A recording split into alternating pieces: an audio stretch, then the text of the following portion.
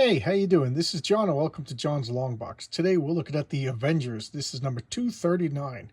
This is the Avengers Go on Late Night with David Letterman.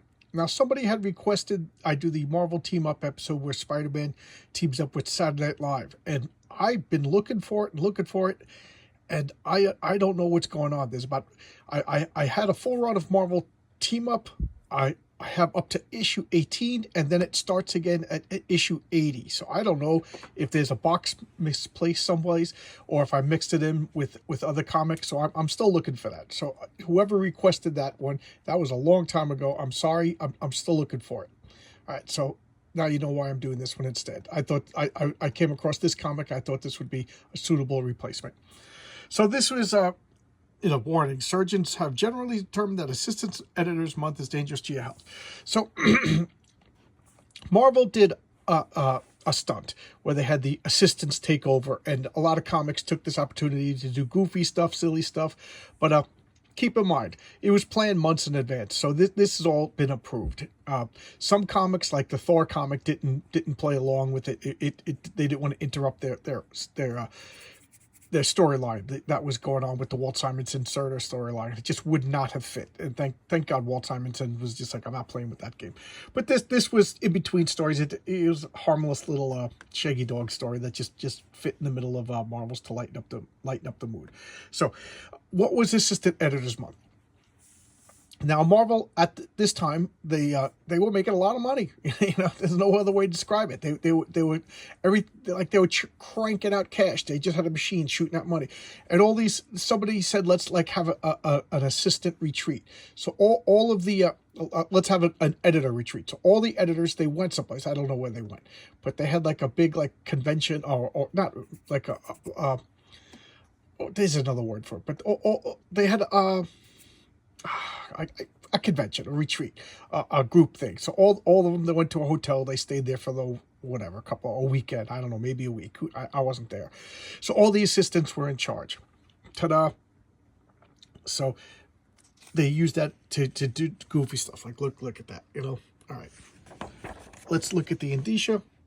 This is Avengers Volume 1, number 239, 1984. Holy moly.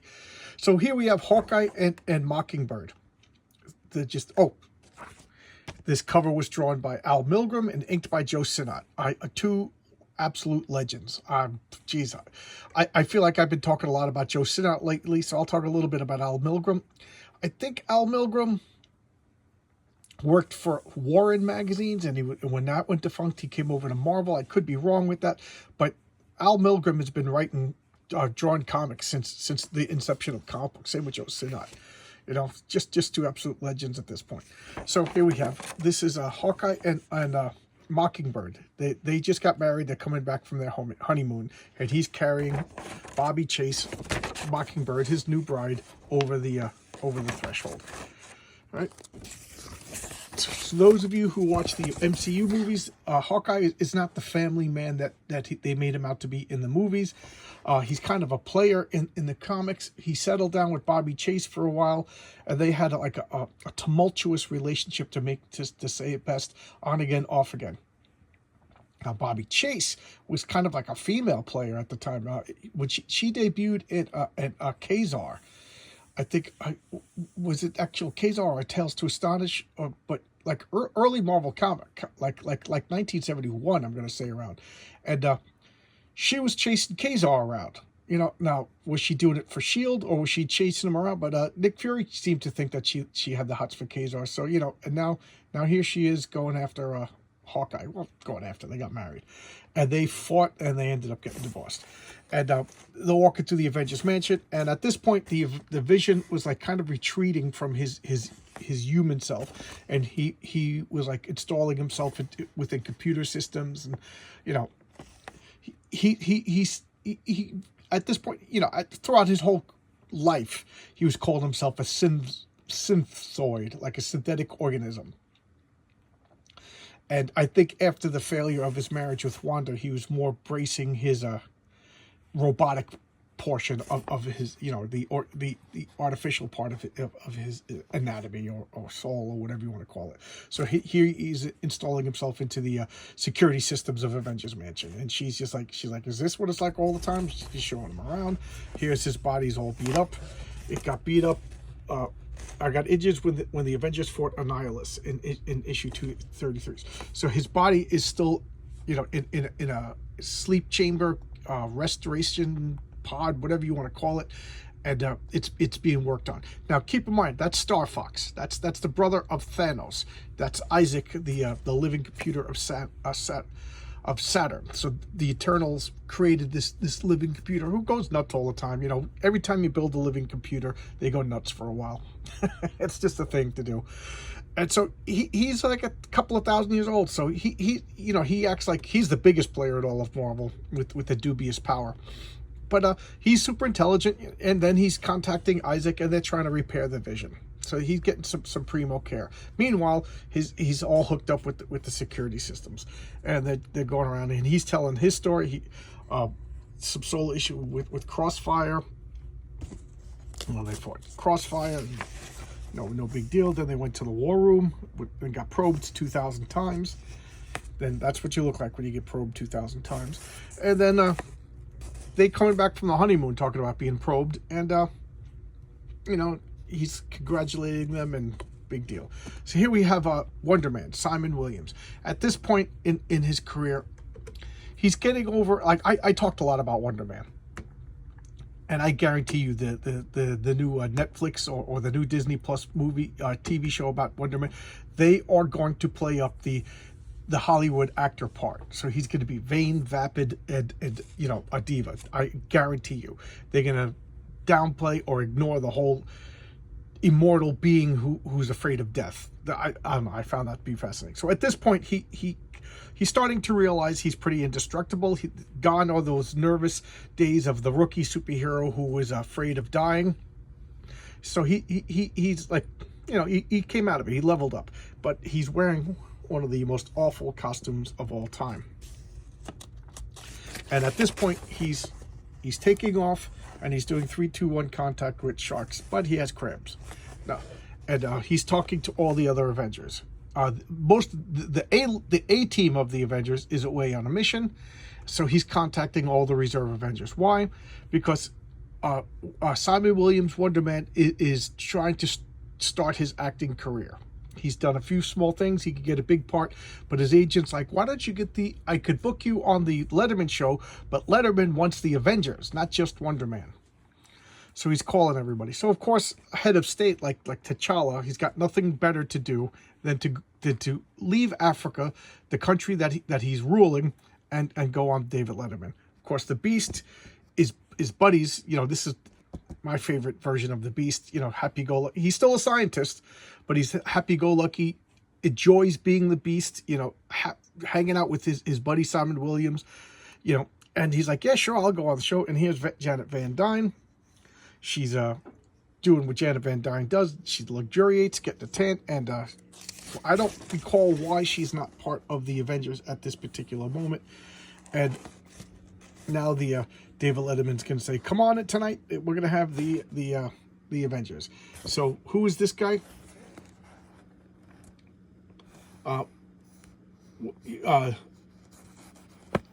He won the lottery, but his father took all the money. And this is Fabian Stankiewicz. And he's like, I'm going to make a name for myself. I'm a genius. I'm Fabian Stankiewicz, boy genius. And I'm going to show the world my stuff. I'm going to defeat the Avengers on live TV. Who cares? It's the lamest plot to a lame episode, to a lame issue. At the time I thought it was funny, but whatever. So now they're all gathered together in the green room, and Hank hasn't seen Janet Van Dyne in a while. Remember, he's full on in the X-Men at this point, but he just came back because I always liked the friendship between Simon Williams and Hank McCoy. They kind of forgot about it. So now he's master of disguise, dressing up as a whatever it takes to get in to see to stymie the Avengers. He's gonna make a name for himself. This is Black Widow over here. Did I say Janet Van Dyne? They have the same haircut. I made a mistake. So, and this is awkward because they're both, that's Hawkeye's. He became a criminal.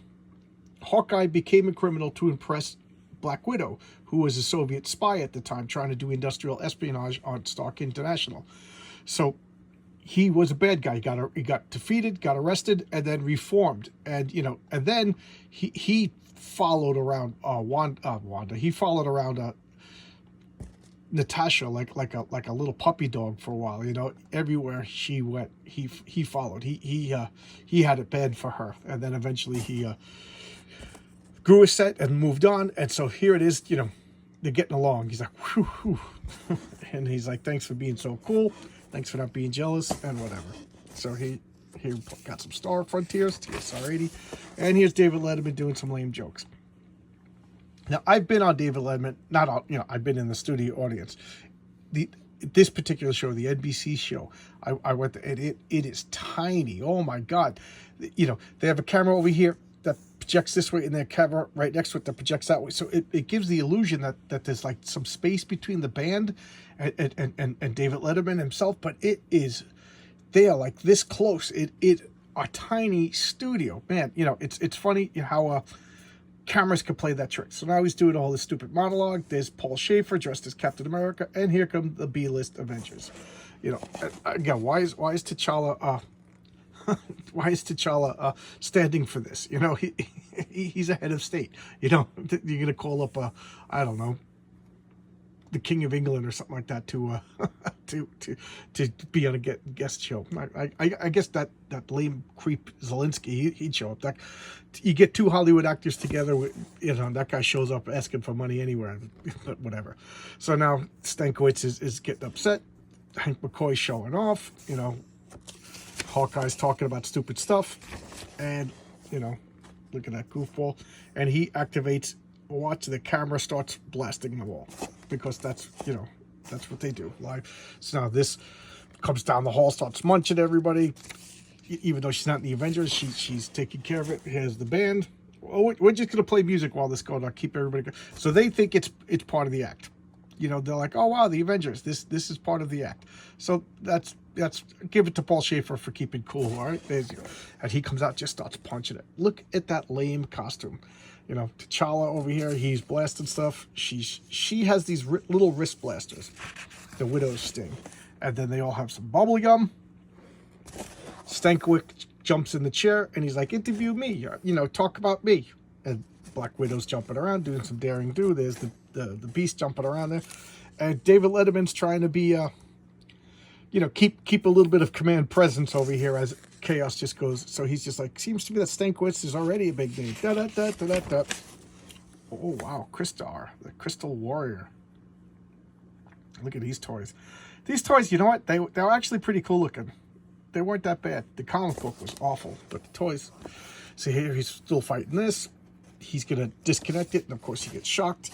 And he's just like, I'm a genius, and I deserve to be recognized and whatever. And they're just firing out, and they got a force field. He's like, look at this, I got a force field. Don't worry, Dave, I'll protect you. I don't want to hurt you. So David Letterman, to his credit, he says, you got a force field, but it affect moving on the inside, not in the least.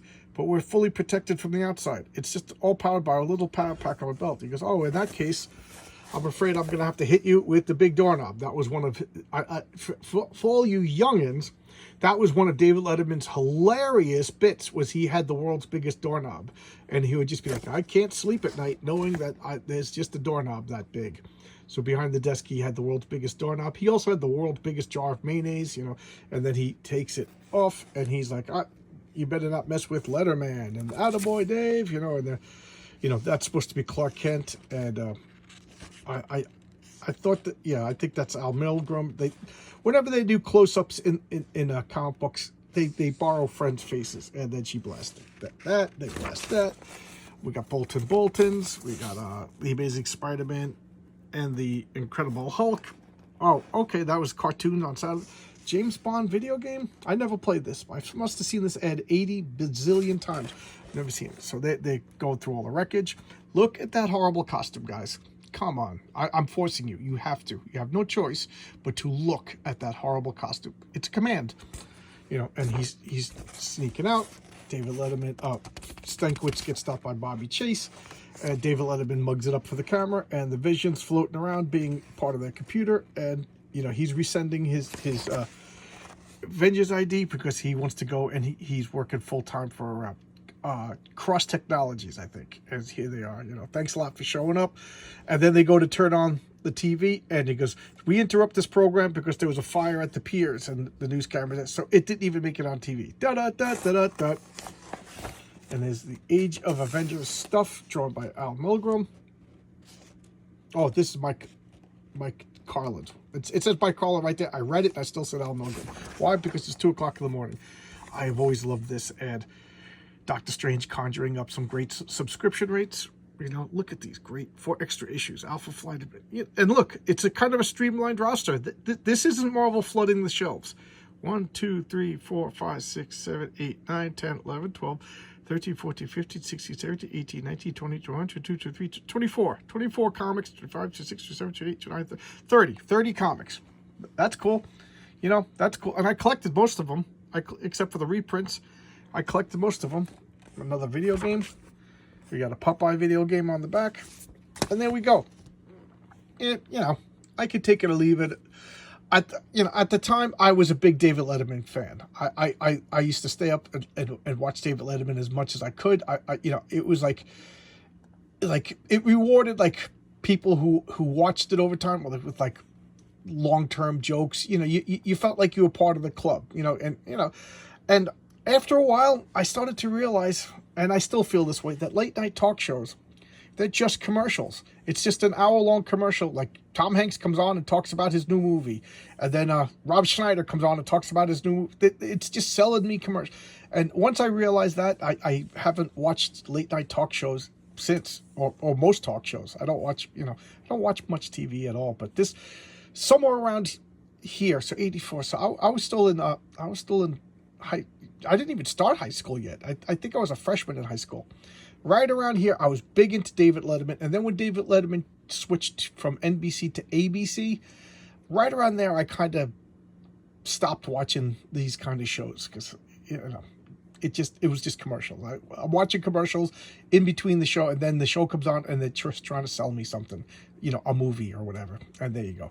All right, so there you go. That's I'm trying to honor a request for this. I forget who asked for the Spider-Man when he went on Saturday Night Live. I can't find it. I've been looking for it. I might have to actually. You know what? I take it back. I'm gonna go through my collection one more time in about 2 more weeks. I got a bunch of stuff coming, and I got to sort a big sorting. So maybe I'll find it then. All right. So thanks a lot, everybody. It's 2 o'clock in the morning. Why am I doing these late videos? But anyway, I appreciate you guys. You guys are the best. I've been getting such great, wonderful comments. You know, when I do live streams, people are showing up and we're talking. This, you know, talk about feeling like a club and everybody's in it. You're in the club. You know, I just feel like, I don't know, thanked. I just feel like, I don't know, that this is everything that I've ever wanted to do. I'm getting a little emotional. I shouldn't. All right. Thanks a lot. Bye-bye.